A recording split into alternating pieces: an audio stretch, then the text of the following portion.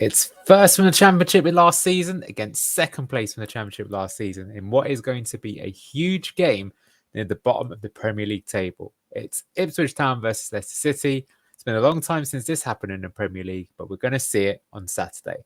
Let's talk about what's going to be a really exciting match and a huge one for both teams involved.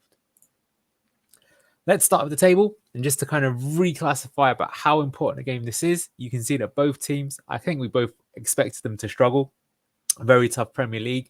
But you can see Leicester in the mighty 15th position, hot on the heels of Manchester United, who at the time of speaking have just announced that Ruben Amorim is going to be replacing Erik ten Hag. Very interesting appointment. We're on 9 points from 9 games, which is not too bad, actually. I would settle for 38 points from 38 games. That would probably see us stay up, maybe. I think it probably would. Depends on points deductions. And just below us, well, not just below us, quite a bit behind us, is Ipswich on 4 points from 9 games, yet to win a Premier League game, and only one of 3 teams to have that sad statistic by their name.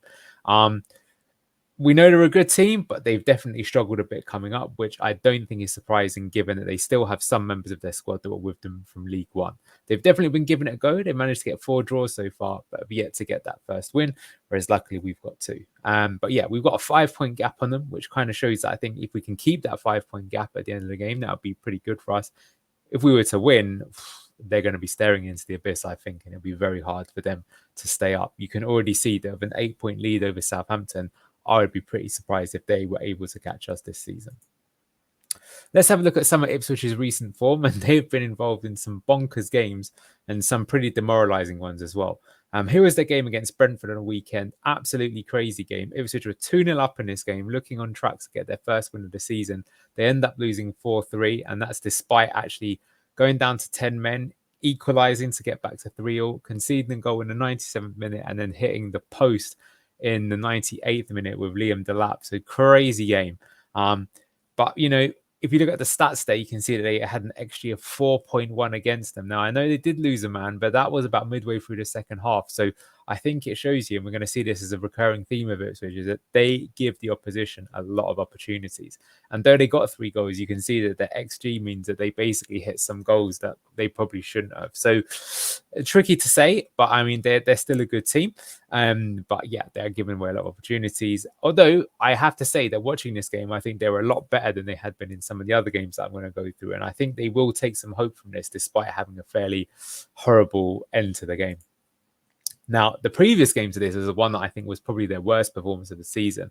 Here, they played Everton at home, and that's a team a bit like us when we played Everton at home. You're thinking is a real good opportunity to win something, or at least get a point. And they ended up losing 2-0. And although the XG looked kind of okay, I think a lot of the Ipswich fans will tell you that this was a pretty poor performance. And it just felt like there was a big golfing class between the 2 teams, which is a bit depressing given that Everton supposedly are a struggling team. Although, as we found out when it comes to the King Power, maybe they're not as bad as everyone thought they were. So yeah, this was a bit of a depressing one for them. And I've got to say, having watched them, this is probably one of the few games I can remember over all the times I've watched Ipswich where they didn't look like the Ipswich that I recognise. Their sort of like fast transitions and, you know, attacking nature wasn't really on show. It's quite disappointed with them in that game, I've got to say. Prior to that, they played West Ham. And, well, you could argue that this was actually their worst display of the season. It's difficult to say. Here you can see that West Ham, again, look at the XG, 3.79. 23 shots, 13 on target compared to Ipswich just having 2 shots. Ipswich still got a goal, again, with Liam Delap scoring a great goal. But this one, at this point in time, I don't think West Ham had won a game, or maybe they've only won 1 game. They're in a bit of trouble themselves. And this was the perfect tonic for them to get a big win at home. At their stadium. So this is a disappointing one as well. That said, I think that West Ham, with their squad, they've been underperforming massively so far this season. So I think on paper, maybe this shouldn't be such a shock result. But again, the performance was pretty poor from Ipswich, given that prior to that, they'd at least been putting some spirited performances, I think. But despite saying that, you know, I've got to say, I've got a lot of respect for them. The fact that they finished second in the Championship last season, just 1 point behind us, was absolutely amazing. But yeah, I just wanted to bring your attention to this, which is pretty interesting. So yeah, if you look at this, this is from Understat, and this shows you the expected goals against of all teams in the league. And what's really interesting is that the 3 teams who are expected to have conceded the most amount of goals in the Premier League this season are all the teams that came up. Ipswich should have conceded the most. Then it's us, which is huge red flag. Then you've got Southampton just below that. So what I think this is going to show you when we come to the weekend is I think it's going to be a lot of goals, or at least there are going to be goals each way, and that both teams really need to work on this. Now, we saw it against Forest actually ourselves that we played really well for one half and then we just conceded some terrible goals, although I think they were more down to individual errors.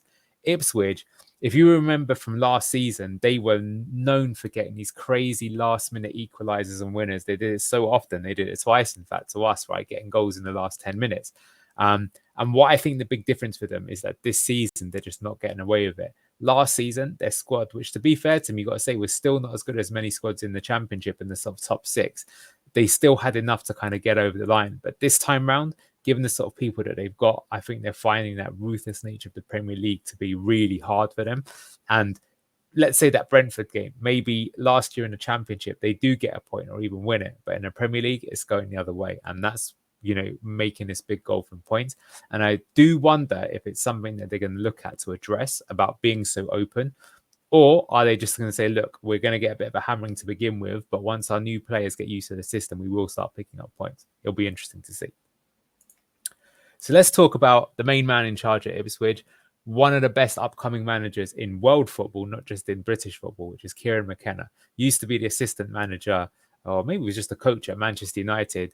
Young guy and making waves. One of the first managers in a long time to get back-to-back promotions of a League One team. Second place in League One, then second place in the Championship. That is amazing. Automatics, not even in the playoffs, to take them to the Premier League. And he was being tracked by Manchester United and Chelsea in the summer. And sadly for us, Chelsea took Enzo Maresca instead. And so Kieran McKenna stayed at Ipswich and signed a new contract, 6-year deal. Now, I find him really interesting. And I've actually got to say, this is an interesting thing. When Leicester were being linked with our manager, believe it or not, Kieran McKenna was also interviewed, I believe, for the job, alongside Enzo Maresca, Scott Parker, and some others. But we went for Enzo Maresca. But actually, I've got a feeling that I think Maresca is probably slightly the better manager right now. That might change in the future. But I have to say that I think McKenna's style, I think that the fans would have liked his style a lot more than Maresca's style. And I will admit that although I think Maresca's style is better suited to, I think, winning the kind of big trophies of a big team, I think that McKenna's style, I personally prefer watching it. So I think when you watch a lot of Ipswich games, even if you're neutral, it's hard not to have some admiration because it's a bit old fashioned. It sort of reminds me of Klopp when he first came to the Premier League when they were really gung ho. He added a bit more control to the game a bit later on in the years because I think he realized that they were a bit open on transition. McKenna's a bit of a throwback to that. And that's why they're able to get these crazy games, which make it really entertaining. I think you definitely get your money's worth if you're watching at Portman Road, even if it gives you a bit of heart palpitations. So how would I describe McKenna's style? To be honest, it's quite hard to really pin it down as a style because I think to give credit to him, they actually adapt quite a lot and they change a lot. They have many different patterns of play and formations and stuff, even within game. But I would call it explosive transitions. I think that whilst they don't necessarily go for this all the time, at points they will look to go back to front really quickly. And I think they try and do it in a much faster way than we would do it when they go for these moments. And I'll try to explain why. So firstly, let's look at what their lineup will be. They are carrying a lot of injuries at the moment. So I know that this is not going to be the one. In fact, this is not the team that lined up against Brentford. This is actually from the previous game.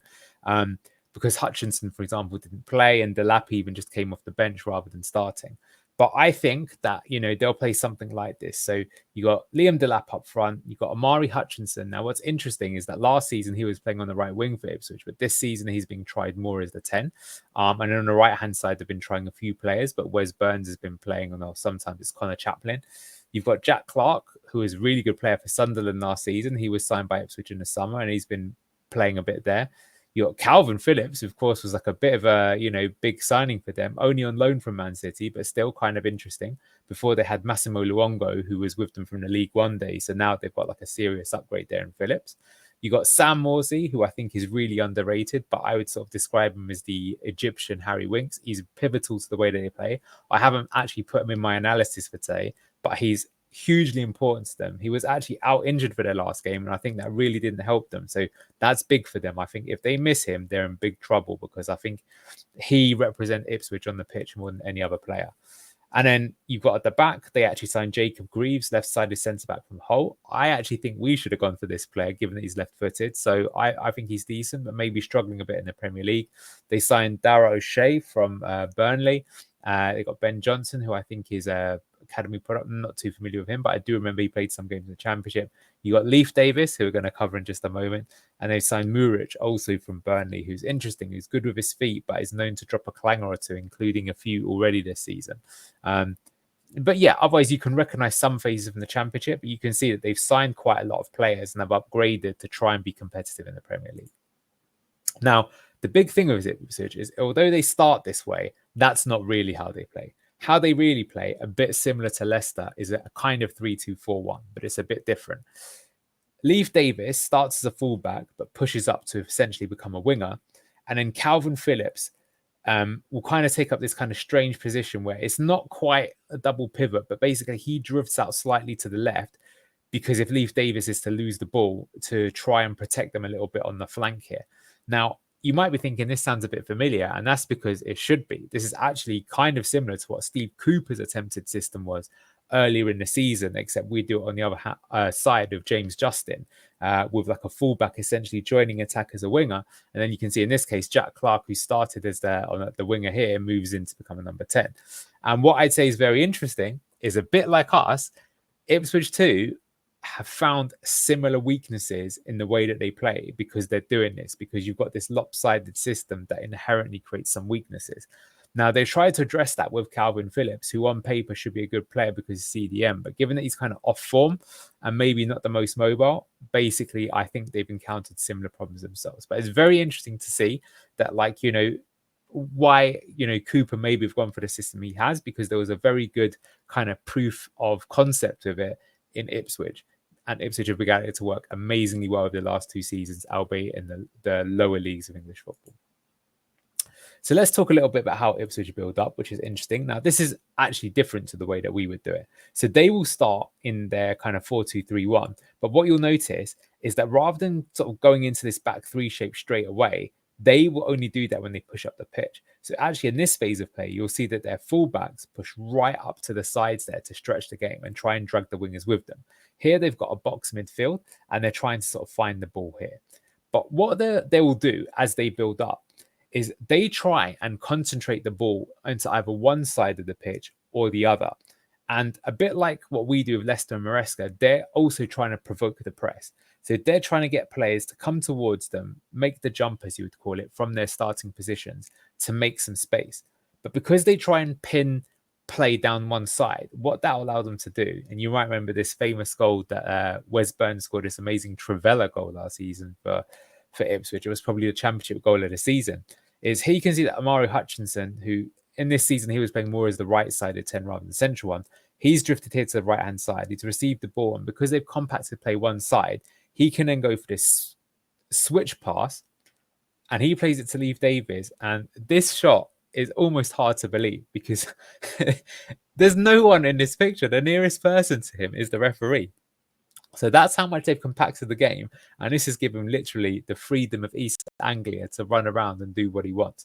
So that's what they're trying to sort of generate. Now, this is a bit different to the way that Leicester play. We go for long diagonal passes at times, but we don't necessarily go for a horizontal switch. We go for the diagonal, where here's you can see a horizontal switch. Now, this is by no means the only way that they'll play, but it's one of the sort of ways that they'll play. And what they are trying to do is to isolate and get the ball to one of their danger men. And it's amazing that even though this guy, I think he was actually with them in League One, Leif Davis, he originally came from Leeds, he has developed into an incredible player.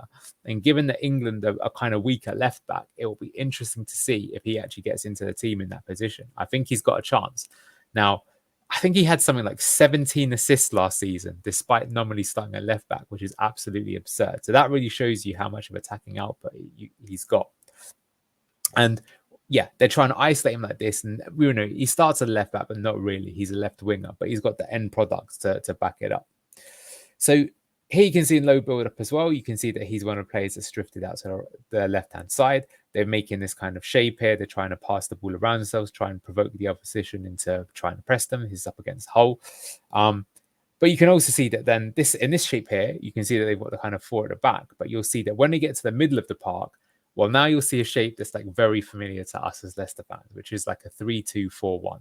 So you can see that here's Leif Davis. He's all the way on the wing here. You can see that they've formed the front 5. You can see that the striker is dipped in to be a bit of a false 9. You can see you've got a midfield 2, and you can see you've got a back 3 again here. So they've all shifted along. So yeah, this kind of 3-2-5 shape is super popular in football at the moment, and it's for a reason. You know, it gives you the attacking output potentially to get that 5 versus 4 when you attack, but to give you some stability on the transition. So let's talk a bit about how they attack once they've got into this 3-2-5 shape. So as mentioned, first things first is they attack with this 5 versus 4. And I think it's very interesting, actually, that the 3 teams that got promoted from the Championship last season, Leicester have a 5-man attack, Ipswich have a 5-man attack, and Southampton have a 5-man attack. And Leeds, well, funny enough, Leeds, for most part of the season, didn't attack with 5. They attacked with 4. And I actually think that's one of the big reasons why they didn't go up. I think they're very unlucky. At the end of the day, they got to a playoff final, right? But yeah, I think that they struggled against teams that parked the bus because they were trying to be a bit more stable. Whereas we found it ourselves that when teams parked the bus, you know, sometimes we had to attack with 6, alone 5. So something to think about. It is interesting, though, that this season, I have to say that like the surprise leaders in the Championship are Sunderland, and they don't actually use a 5-man attack. They just do it for a slightly different way, although they're playing 4-3-3. So interesting that for one season in the Championship, it was like, you know, the sort of like blueprint to get up, and all 3 teams used it. But yeah, you can see Ipswich, that's something they do that's really good about their play. And here you can see that they've got right into the box. You can actually see there's another man up here just gone off the pitch as the ball's gone off for a corner. But you can see that they've loaded the box up here with 5 players. So really trying to be aggressive and really trying to score the goal. Really good team to watch because they're attacking and they try and score a lot of goals. Now, something else that you'll notice about Ipswich is that that's not the only way they'll play. And they'll often do other interesting things. So here I've circled a player and I've said that they go for a 3-2-5 shape. And you can see that you've got 5 men up top here. But here you can see in midfield, they don't have 2 players, they've got 3. And so what's happened here is that one of their centre-backs is actually pushed up to make a 3-man shape here in midfield to give them another man going forwards or give them more options to pass around. So I haven't seen them do this too much in the Premier League, I guess because you're up against much better quality opposition. But what I'd say is that McKenna's like got so many different build-up shapes and things that he'll do that it's actually quite hard to guess what he's going to do. And I think that is maybe a slight worry for us when we come up against them this weekend, is that I think McKenna will do a lot of his research. He fully understands his own system and he may well try things that could cause us problems. And you've got to give him credit that both times against us last season, despite us dominating for large periods of the match, they got into it. And I think the first game we played them, which was also at Portman Road, the second half, we were really holding on and they fully deserved to get at least 1 goal, if not win it. So he's someone that's capable of playing the tactical tweaks. And we know that having gone back to the system from last season, we're unsure if that's going to work as well when you've got a manager who's not so used to it. So something to watch out for and a bit of word of warning. Now, next I'm going to talk about the use of their striker, but I'd be remiss of me not to talk about someone who's had an incredible impact for Ipswich in the Premier League, and that's Liam Delap. Now, in the summer, you know, we were looking for a striker too, and we maybe could have gone for Liam Delap. He is someone who was linked with us in the past, but he wasn't really that impressive at Hull last season, even though he scored a bit of a jammy goal against us. I know that he'd been very good for Manchester City's under-21s team, but he never really looked like he was going to be that good. And I thought he was a bit of a Championship player rather than Premier League. But you've got to give him credit. He looks phenomenal and he is going to go for big money. I think some of the bigger teams will be eyeing him up big time because given that he's only 21 years old, this guy is going places. So the way that Ipswich will play is a bit similar to us, is that their striker can also come deep and act as a false 9. But they do also like to use a striker who's a unit, basically. So if they're not going for Liam Delap, they'll use George Hurst, who used to play for Leicester, who's also pretty sizable. And that means that they can look to hit the striker just to hold up the ball or win long aerials. And in fact, sometimes what they'll do with the striker is they won't even play in the middle. He might drift out to the right or left-hand side. So play against the shortest player and try and win headers there. And if we play Ricardo, that might be something we try to do. You'll notice that against us last season, he actually peeled off and played against Callum Doyle. because they recognized that Callum Doyle wasn't the fastest and maybe it was something they could target, and they got their goal that way. So watch out for him. And then what they'll do, the striker, he's come deep to get the balls, and that means that you're going to have spaces in behind. So let you see, he's moved forward, 2 defenders have gone with him, and that means that now one of the 10s can run in behind, and if they play the ball back to one of the CDMs, they can put the sliding ball through. So a similar move to what we like to do under Enzo. Very similar. And there's another similar idea that he can get the ball here. He's come deep and he can do the layoff, and then he can do a spin and run in behind. So we're used to seeing these patterns. It's very similar to the way that we use Jamie Vardy in the Enzo system. And yeah, that's why I literally brought this up. Now, one thing I will say that is interesting is if you compare the two teams, you might see that with Ipswich, I think one big difference is that the spaces that they have between the various lines, so like here's their mid block, here's the defense, and here's the attack. So you can see there's quite a big gap in between their attack and their mid block here. Whereas with Leicester, there's still a bit of a gap, but it's much closer. And I think that's a big difference between the two teams. So Leicester will go for more this sort of like slower, more intricate style, which gives you more control and shorter passing, whereas Ipswich are more willing to go longer and faster. So they have a bigger transitional distance between the two. And that means you can be a bit more explosive. I mentioned that McKenna's goes for one of these more explosive transitions, but it also means you're a bit more susceptible because, for example, if you do lose the ball, say in this mid sort of area, you've got a much bigger gap and fewer men to come back. So I think this is like a fine balance between his system, that it gives you an advantage in some cases, but I think it does make you more vulnerable when you're defending. I think his style would be very effective at a team with much better players, but I think that could be why they struggled this season. So it'll be interesting to see how they do. If he does, of course, keep them up, he will have done an absolutely insane job, you'd have to say. Another thing they like to do is that they have their 2 10s, one of which drifts in, and the positions that they take up is they try and play in the pocket, as we call it. So here you can see there's actually 4 men around him, but he's not standing on any one of these players. He's trying to deliberately get into these gaps to give a passing angle. So you've got nice triangles that you can find your way around. So watch out for their positioning, and that'll be something that our players have to watch out for. And it could mean that some of our defenders get dragged out of position. Another example here, another 10 drifting into the pocket, this time on the other side. I showed this earlier, but just to show again that what they like to do with their 10s as well is that if they can't go for this sort of like false 9 pass or like box midfield, is that their 10s will get more involved and try and create passing triangles. So you can see that the 2 can play to the 10, can play to the 6, or we can go for the switch pass over that we mentioned earlier. So many different ways they can do. So if they're getting, if they can't progress in a certain way, they'll use other ways. They're pretty flexible in terms of doing this. And I think that there's something that McKenna's clearly spent a lot of time on the training ground with his team, is finding different solutions to problems that they might see in games. So they can always mix it up. They can always be inventive, and they've always got something new for you to worry about. And that's the sign, I think, of a top manager in modern football. And here's an example of that in the game, a slightly different one, but here you can see that one of the 10s has dropped all the way back. So now you've got a new passing lane that's open here, and that's going to then drag people over to one side of the pitch, which means you've got now the option to go to the other side of the pitch. So you can see how clever this system can work. Another thing they like to do, very common, is they like to attack the half space. So very similar to what we try to do. Here you can see that they've got one of their attacking midfielders. You've got here one of the wingers, this will be Lee Davis, and then he can either try and go for a cross, but he can also just go for this little dinked run here. And because this guy started up in the pocket, it means no one's really sure who to pick him up, and he's got a good chance of getting to this ball and then crossing it, when he gets to the byline. And here's another example, but this time they might do, well, actually, I put attacking the half space, but this is an overlap. So in this case, with sort of dominance, is one of their CBs has moved all the way up, which is number 5 here. And that means that their wingers got a bit more chance, and then they can play a sort of 1-2, and then they can find someone in behind.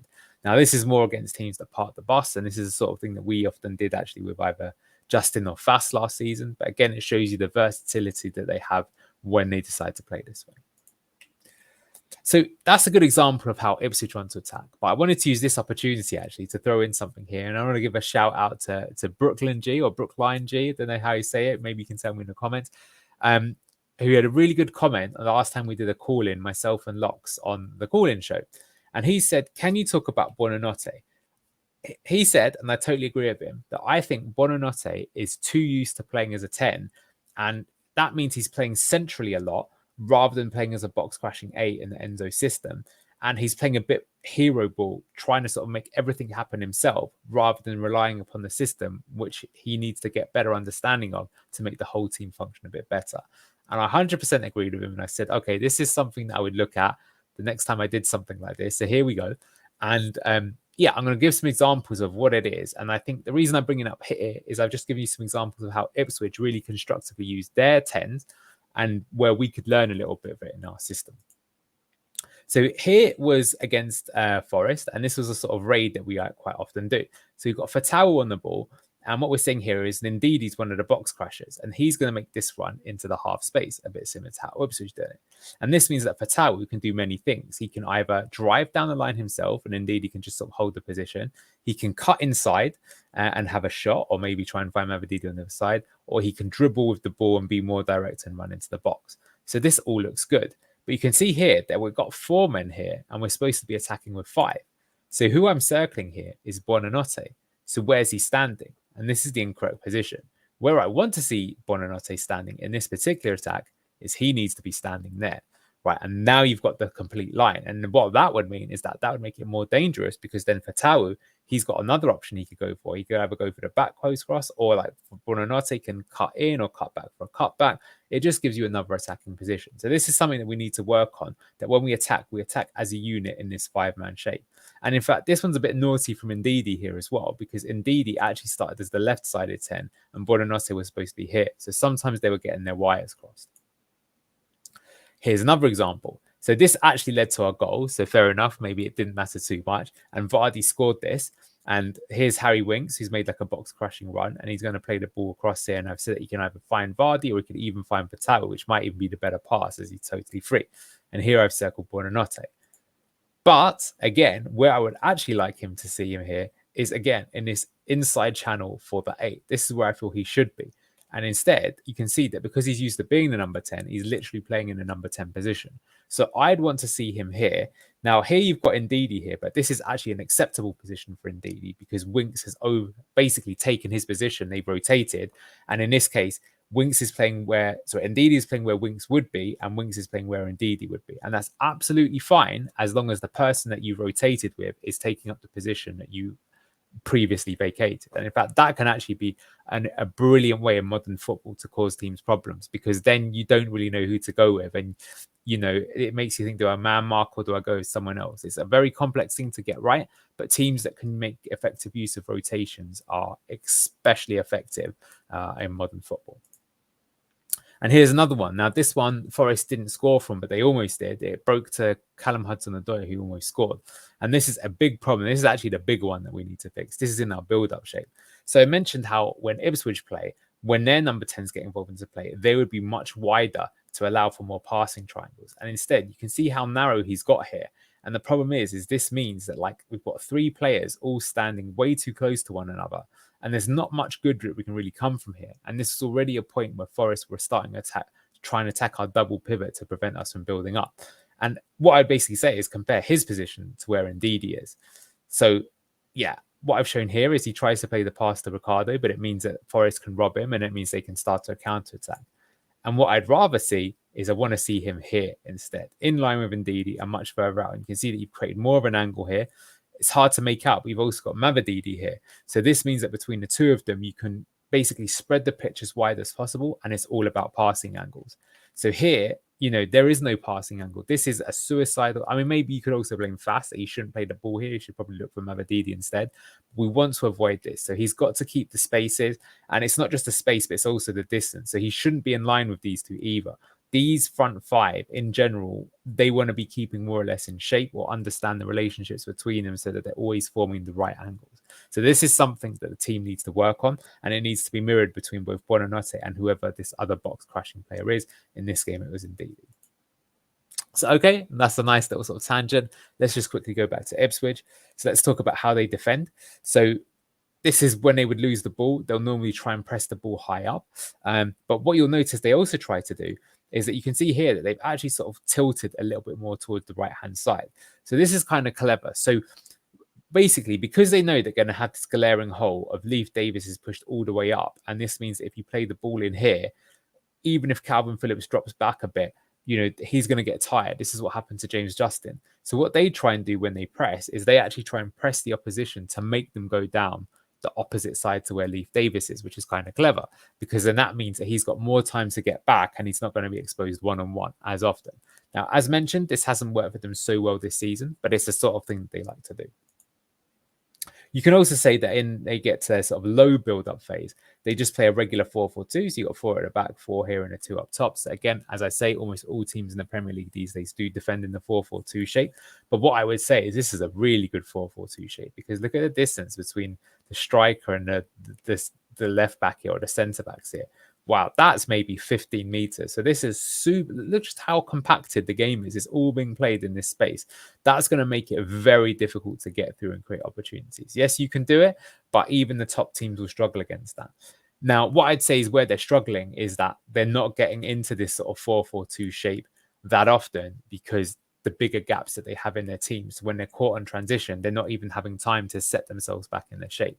So that's why, as mentioned earlier, Leicester sort of style, where you have slightly sort of smaller gaps, can actually work for you, because if you lose the ball, you haven't got as much distance to cover. Equally, though, it means that you might have to be even more precise with your passing, whereas with Ipswich, you can maybe be a bit more, not necessarily gung-ho, but by direct, because you've got a bigger space to cover, so you can cut people out of the game faster. So it's an interesting one. It's a nuance. I wouldn't necessarily say what's better or worse. I think it depends on your team and what you believe in and how you want to play. But just an interesting anecdote and a kind of contrast in styles between the two teams. So that's how Ipswich play. What are their weaknesses? Well, this is what I think the key battle is. I've kind of been alluding to it all the way through. I think Davis and Phillips, these are the guys that are going to be operating on the left-hand side. It is basically Davis, and Phillips will try and drop back a little bit to act as a sort of CDM in that position if they get caught on turnover. And because that's their left-hand side, that's our right-hand side. And that means even though he may not have had the best game against Forest, I think it's Fatawu's time to shine. I think if we can find him and play him down that wing, if they're out of position, we can exploit it. And I think that because Ipswich are at home and I think they're desperate for the win, they're going to be really going for it. And I think they're really going to commit men forward. So I think this is going to be a game where we are going to be able to find that ball a number of times. And it's what we're going to do with it. Now, equally, I think they're going to get a lot of chances too, because they're going to really commit men forward. So I think it is going to be quite the roller coaster in that sense. And that's where I think the key thing is. And Phillips, I don't think he's the most mobile. I think it's a bit of a downfall for him. He was like playing for England in the European Championship finals in 2021. Got his big money move to Man City, and it's just all kind of gone wrong for him there. I think Pep realised he made a mistake. He had spent a lot on loan last season at West Ham, didn't do too well. I think at Ipswich he started a bit slow, but apparently it was his best game for them against Brentford. So maybe he's getting somewhere back to his form. I think it's definitely an upgrade on what they had before, but like I say, I don't think he's the most mobile. I don't think he's the best necessarily defensively either. So I think it's something that could be exploited with Fatawu, given how good he is one-on-one. So how do I think we're going to line up? I think we're going to play exactly the same team as we started with last time round. Now, obviously, we changed it in the second half, but we did have one really good first half, and we're looking okay. Now, it must be said that at the time of me putting this preview out, we're about to play one more game before this, which is the cup game against Manchester United. And I'm not really going to cover that one. I think that's a Brucey bonus. I don't know what team we're going to put out for that, but I have heard that we're going to rotate players quite heavily, because I think we feel, especially with the new manager bounce, that whilst it would be nice to obviously win that League Cup, it's all about staying up this season. So I think we'll keep this first team. And I think that when you're going to play system football, it's really important to try and have continuity so people understand what their roles are. I think there's been way too much chopping and changing all season. I think the sort of most obvious example of that is Wilfred Ndidi, who's been played as like a 10. He's been played as an 8. He's played as a 6. He's actually been quite good in all of these positions. But I think we need to make up our mind. Like, how are we going to use him and keep him there? Even against Forest, we changed his position, which... Look, he can do it, but I just feel that, like, if this is Enzo, he had clearly identified roles for each player, and then even when you come on, you'd understand. I mean, maybe that's not so true, because Yunus Akgün and Casey McAteer sometimes rotated, but in general, you get the point I'm making. So I think for that reason, I would keep the team. I think a lot of these players also will be quite familiar with how Ipswich play, and that could even be quite useful too. We did generally cause them some problems, and this time round, I think Okoli will play on the weekend. I think Vestergaard will play in the cup tomorrow. I think Buonanotte is a big upgrade. So, well, I suppose we lost Kieran and Dewsbury Hall, but I still think we've got a solid team here. And I think that will give us a good chance. So how about match predictions? I think it's a huge game for Ipswich, and I think they're going to throw absolutely everything at it. I wouldn't be surprised if at the end they're like literally on their knees, like completely exhausted. I think they'll put that much into it because I think they know they absolutely have to win this game. If they lose it, I think it's over for them. And I think that is why I think they're going to get something out. That's a spoilers basically, because I think for us, if we even lost this game, don't get me wrong, it would be a bad result, but it's not disastrous. But Ipswich, if they lose it, I think it's game over because Leicester have got to be one of the teams that they catch if they want to stay up. Now, I think, therefore, that the Enzo system is well set up to exploit a team like Ipswich because, as I say, they've got big gaps in their team.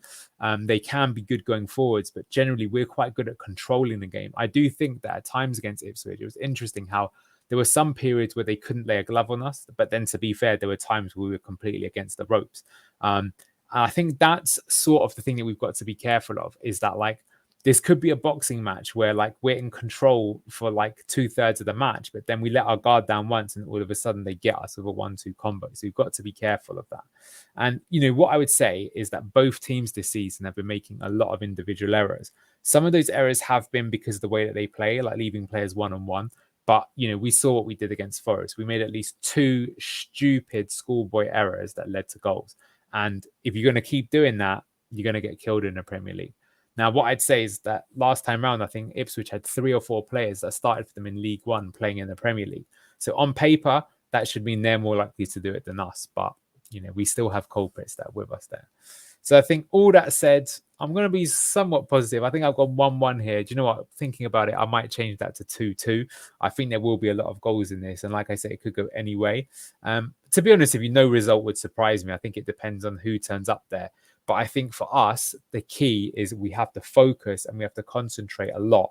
And I think what kind of slightly worries me is that like I could see another game where we get ahead and then what do? Do you stick or you twist? And I just feel that like it's a bad team to sort of try and hold on against because as I said, I think they're going to throw everything at it, although, you know, that could open things up for us. So let's see how Cooper takes things in this. I think regardless, it'll be an entertaining game, but I think a bit similar to the Southampton one, it could be quite a nerve-wracker. So that's it. Thanks for watching. What's coming up on the channel? I'm actually going to be doing Match Day Live over on Blue Tinted Glasses tomorrow. I'm doing an instant match reaction, maybe, depending on how the Manchester United game goes. But otherwise, we'll be with you on Match Day Live itself. Really looking forward to that game. They were good games, definitely against Ipswich last season. 2 good teams trying to play good football, which is what we all want to see, isn't it, at the end of the day? So thank you so much. Let me know what you think. What can we do to help out Facundo Buonanotte? Leave your thoughts in the comments below. And yeah, what style of football do you prefer watching? The more controlled style of Enzo Maresca, or do you prefer a bit more chaos and fast transitions with McKenna? Love to hear your thoughts. Thank you so much. See you later. Goodbye.